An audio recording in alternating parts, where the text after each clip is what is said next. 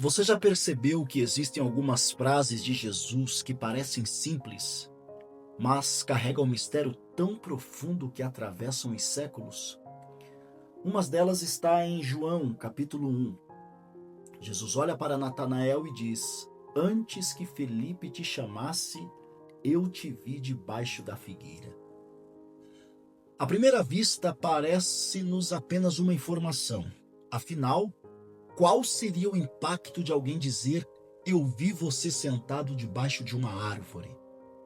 Mas basta continuarmos a leitura para percebermos algo extraordinário. Natanael não responde com um simples: É verdade, eu estava lá. Mas ele imediatamente exclama: Rabi, tu és o Filho de Deus, tu és o Rei de Israel. A pergunta inevitável que se faz é a seguinte: o que havia de tão especial naquela figueira? Tudo começa quando Felipe encontra Natanael e lhe faz uma das maiores declarações da história. Encontramos aquele de quem Moisés escreveu na lei e de quem falaram os profetas. Quem? Jesus de Nazaré. Natanael interrompe a conversa com um pensamento da época e diz: Pode alguma coisa boa vir de Nazaré? E sinceramente, irmãos, a pergunta fazia sentido. Nazaré era uma pequena aldeia da Galileia, não tinha importância política, não tinha um destaque religioso e praticamente era ignorada pelos grandes centros do judaísmo. Ninguém imaginava que o Messias prometido por séculos pudesse surgir de um lugar tão desprezado. Logo, Natanael não estava duvidando das profecias, mas ele duvidava do endereço. Felipe não entra em discussão com ele, mas ele apenas diz: Vem comigo para você ver. E essa talvez seja uma das maiores lições sobre evangelismo. Há momentos em que não vencemos alguém com argumentos, mas conduzindo essa pessoa à presença de Cristo. Quando Natanael se aproxima, Jesus faz algo impressionante. Antes mesmo de qualquer apresentação ou das formalidades, ele diz assim: Eis aí um verdadeiro israelita em quem não há dolo. Imagine a cena. Natanael nunca havia visto Jesus e Jesus já conhecia o seu caráter. Ele então fica confuso e pergunta: De onde o Senhor me conhece? Então vem a frase que muda tudo na vida dele: Antes que Felipe te chamasse, eu te vi debaixo da figueira. E é aqui, amados, que João nos convida a pensar.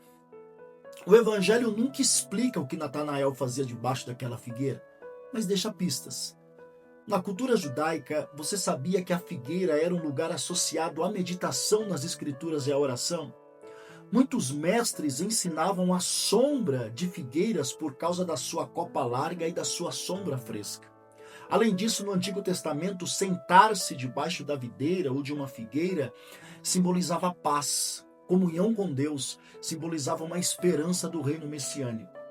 Mas existe um detalhe ainda mais fascinante na história.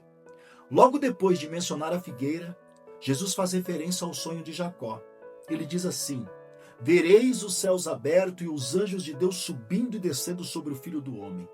E isso nos leva diretamente a Gênesis 28. Não parece uma coincidência, amados. Primeiro Jesus chama Natanael de um verdadeiro israelita. Depois fala de Jacó, que recebeu justamente o nome Israel.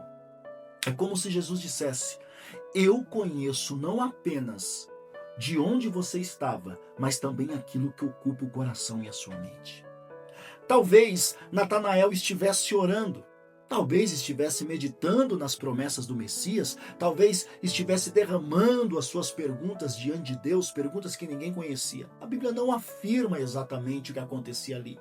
E é sábio de nossa parte não ir além do que ela revela.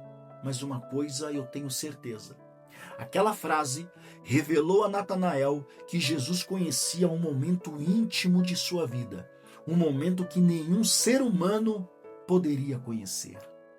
E é isso que torna essa passagem tão emocionante. Todos nós temos uma figueira.